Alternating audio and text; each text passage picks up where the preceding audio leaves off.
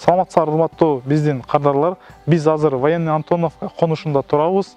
Силер видеодон көргөндө артыбызда 7,5 2 этаж, 2 кабаттуу 112 чарчы метрлик үй турат. Биз азыр силерге ошол үйдүн курулуш жүрүп жаткан жеринен чакан бир сюжет көрсөтүп беребиз. Биз азыр силерге үйдүн ичинде курулуш жүрүп жаткан жеринен бир маалымат берип, жана үйдүн ички бөлүк комнаталары жөнүндө маалымат берип кетели. Бул жерге кирсеңер, бул жерде деген чакан тамбуру бар, прихожка деп айтып коет.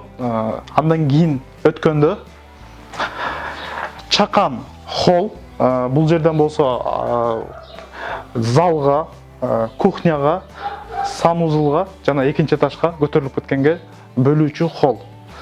Жүрүңүздөр.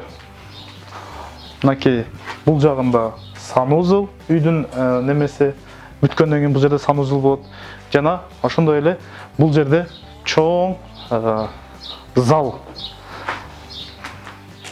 Коноктосуп, ушул жерде эң негизги кардарыбыздын жашоосу ушул жерде өтөт да.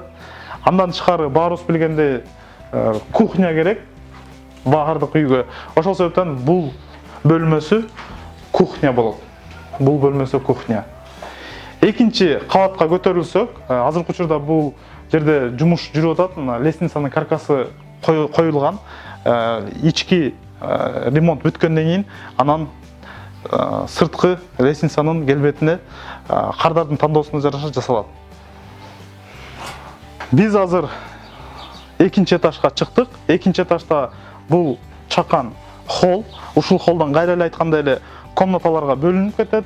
Азыркы учурда бул жерде 3 жатуучу бөлмө жана дагы бир санузел бар.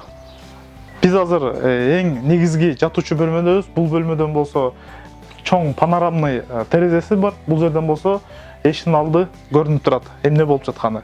Жана ошондой эле дагы бир 2 жатуучу бөлмө бар. Бул жерде дагы бөлмө бар. Чоң бөлмө. Азыркы учурда терезеси жабылып турат экен, бирок терезеси мунуку дагы панорамный.